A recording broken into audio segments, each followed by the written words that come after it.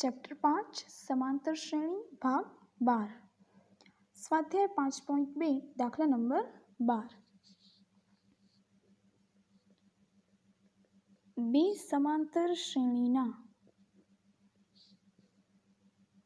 સામાન્ય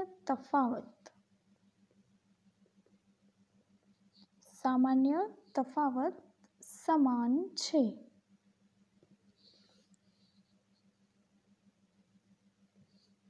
તેમના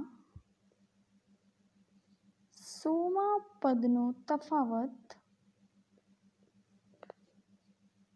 100 હોય તો તેના 1000મા પદનો તફાવત કેટલો હશે? એટલે કે સૌ પ્રથમ આપણને અહીં બે શ્રેણી આપેલી છે, તો આપણે ધારી લઈએ કે એક શ્રેણીનું પ્રથમ પદ અને બીજી શ્રેણીનું પ્રથમ પદ અને બંનેનો સામાન્ય તફાવત સમાન જ છે. એટલે આપણે જે બી ધારશું એ બંને માટે કેવું ધારવાનું? એક સમાન છે એ ધારવાનું છે. તો ધારો કે એક શ્રેણીનું પ્રથમ પદ કેપિટલ A, બીજી શ્રેણીનું પ્રથમ પદ સ્મોલ a, જે આપણે હંમેશા લઈએ છીએ. તેમજ કે ધારો કે બંને શ્રેણીનો સામાન્ય તફાવત D છે. હવે આપણને જે વાત કરેલી છે, શું વાત કરેલી છે કે 100મા પદનો તફાવત. તો આપણે પહેલી શ્રેણીનું 100મું પદ અને બીજી શ્રેણીનું 100મું પદ શોધી લઈએ. તો હવે પ્રથમ શ્રેણીને આપણે કેપિટલ A આપેલું છે, એટલે બધા જ પદ કેવા લેશું આપણે? Capital A1, capital A2, capital A3, capital A4. તો 100મું પદ થશે કેપિટલ A100. તો પ્રથમ સમાંતર શ્રેણીનું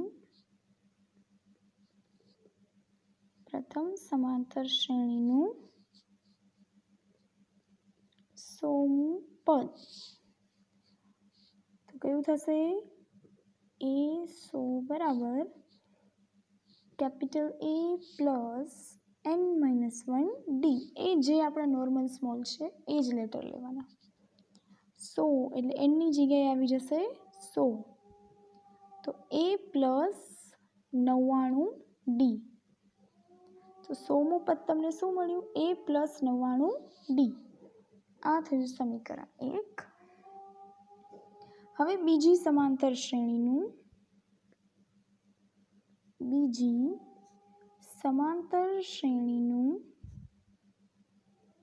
100મું પદ.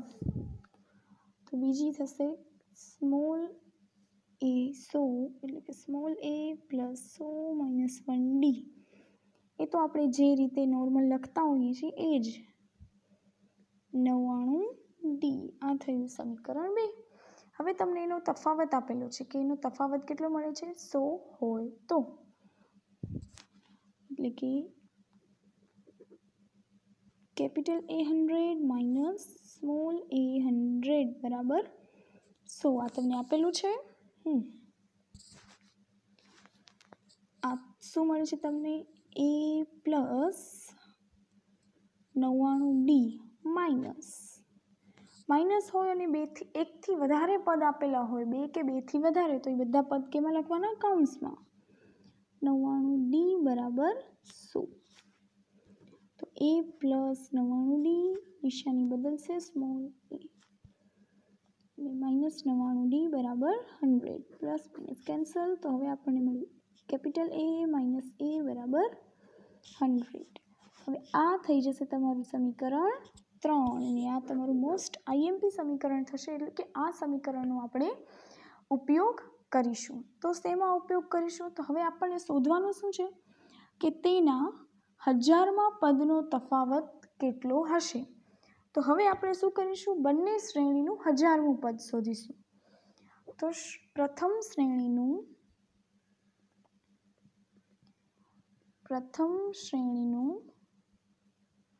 1000મું પદ, તો કેપિટલ A 1000 બરાબર કેપિટલ A પ્લસ 1000 માઇનસ 1 એટલે શું થાય 999D.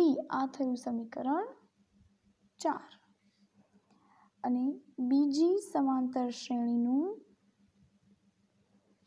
આમાં પણ સમાંતર શ્રેણી છે એટલે એનો ઉલ્લેખ કરવાનો. શ્રેણીનું 1000મું પદ સ્મોલ a 1000 બરાબર સ્મોલ a પ્લસ 999D. આ થયું સમીકરણ 5. હવે એનો પણ આપણને શું શોધવાનું છે, તફાવત શોધવાનું છે. તો a 1000 માઇનસ સ્મોલ a 1000 બરાબર આના બરાબર તમને શું મળેલું છે, માઇનસ 999D છે, અને આના બરાબર તમને આ મળેલું છે. ચલો નિશાની બદલશે,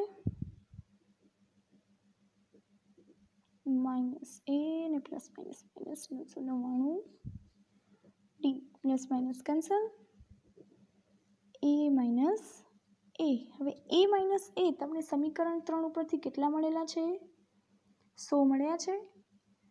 તો 1000માં પદનો પણ તફાવત કેટલો મળશે તમને, 100. a 1000 માઇનસ સ્મોલ a 1000 તફાવત તમને મળે છે 100. ચલો દાખલા નંબર 13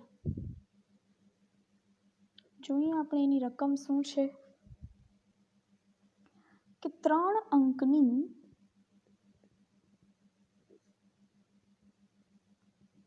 કેટલી સંખ્યા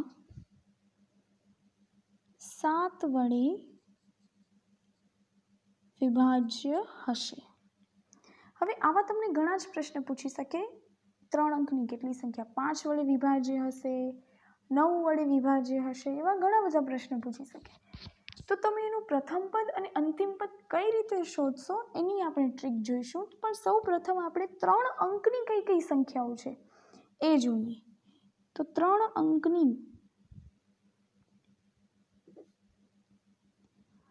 સૌથી નાની સંખ્યા 100 અને સૌથી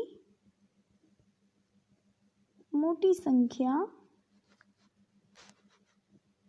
999. તો આની વચ્ચેની સંખ્યાઓ મળશે તો સમાંતર શ્રેણી શું થશે, 100 101 102 એવી રીતે કરીએ 999. પરંતુ આપણને કેવું જોઈએ છીએ, 7 વડે વિભાજ્ય. તો 7 વડે વિભાજ્ય સમાંતર શ્રેણી શોધવા માટે આપણે જે પ્રથમ પદ છે એનો 7 વડે ભાગાકાર કરીશું. પ્રથમ પદ કઈ રીતે મેળવવું એની ટ્રીક બતાવું છું. અને ડાયરેક્ટ જેને ખબર પડી જાય કે 15 + 105 તો પહેલું પદ 105 થાય તો એ ડાયરેક્ટ લખી શકે છે. પણ અહીં ધ્યાન આપજો, તો પહેલું આમાં શું થશે, 7 × 7 3 એટલે કે 30 14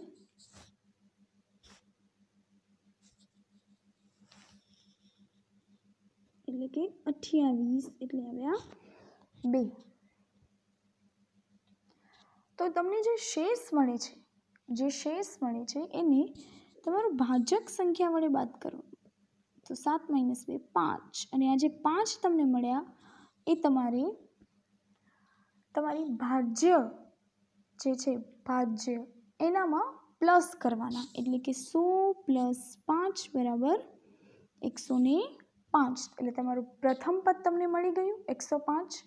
હવે આપણે શોધવાનું રહ્યું અંતિમ પદ. કયું શું શોધવાનું, અંતિમ પદ. તો અંતિમ પદ માટે તમારી પાસે જે છેલ્લી સંખ્યા છે એને 7 વડે ભાગાકાર કરવાનો. 7 × 7 એટલે અહીંયાથી બચશે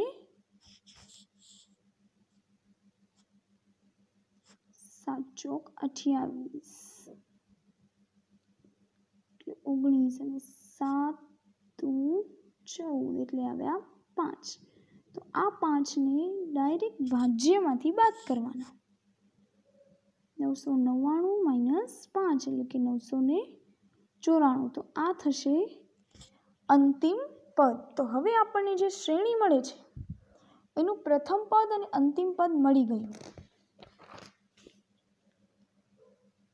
પ્રથમ પદ a બરાબર 105 અને અંતિમ પદ d બરાબર 994. તો આપણને જે મળતી શ્રેણી છે એ શું થશે? 105, 112, 119 થી 994. હવે પછી તો આપણે ખાલી સાત એનામાં ઉમેરવાના છે એટલે તમને સામાન્ય તફાવત પણ ખબર પડી જશે. અંતિમ પદ a n અને d બરાબર થાય 7. તો હવે તમારે શોધવાનું શું રહ્યું? n શોધવાના છે. તો એ તો તમે હોમવર્કમાં કરી શકો છો. એટલે કે n બરાબર કેટલા જે તમને શું કરવાનું છે? હોમવર્કમાં શોધવાનું રહેશે. ત્યારબાદ આવે છે દાખલા નંબર 14. તો જોઈએ આપણને દાખલા નંબર 14 શું કહે છે. તો 14 એવું કહે છે કે 10 અને 250 વચ્ચે 4ના કેટલા ગુણિત હશે? તો 10 અને 250 વચ્ચેની શ્રેણી શું થાય? 11, 12, 13 એવી રીતે કરી અને 2, 4, 9. ચલો ને, આની વચ્ચે આટલી સંખ્યાઓ મળશે તમને. તો હવે એ જ રીતે આપણે પહેલાં તો 4 વડે ગુણિત સંખ્યાઓ શોધી લેવાની. તો 4 વડે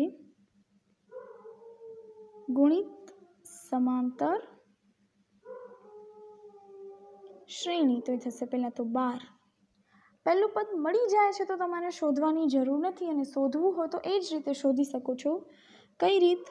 તો પહેલું પદ છે એને 4 વડે ભાગવાનું. તો 4 દુ 8, 3 શેષ મળ્યા તો 4 - 3 એટલે કે 1 અને 1 શેમાં? 11માં ઉમેરી દો. મળી ગયા 12. આ થયું પ્રથમ પદ. હવે આપણે શોધીએ એનું અંતિમ પદ. તો 249 ભાગ્યા 4, 4 × 6 = 24 અને અહીંયાથી આવે એટલે કે 4 દુ 8, 4 દુ 8 એટલે કે શેષ 1 એટલે કે 249 - 1 બરાબર 248. આ થઈ ગયું અંતિમ પદ. હવે પ્રથમ પદ છે, અંતિમ પદ છે અને ડી કેટલા થાય? 4. તો તમારે n શોધવાનું છે, એ પણ તમે શોધી શકો. તો આ દાખલો પણ શેમાં કરવાનો છે? હોમવર્કમાં કરવાનો રહેશે. એટલે કે 2 દાખલા તમારે હોમવર્કમાં કરવાના છે. ત્યાર પછીનો જે 15મો દાખલો છે એ હું પોતે કરાવીશ. દાખલા નંબર 16 હવે તમે ઘરેથી કરી શકો છો. દાખલા નંબર 13, 14, ત્યારબાદ દાખલા નંબર 16 એ પણ તમારે શેમાં કરવાનું છે? હોમવર્કમાં કરવાનું રહેશે. દાખલા નંબર 17 હું તમને કરાવીશ. ચલો, ત્યાર પછીના હું તમને બધા દાખલા કરાવીશ. આજે તમને હોમવર્કમાં 3 દાખલા કરવાના રહેશે. Thank you.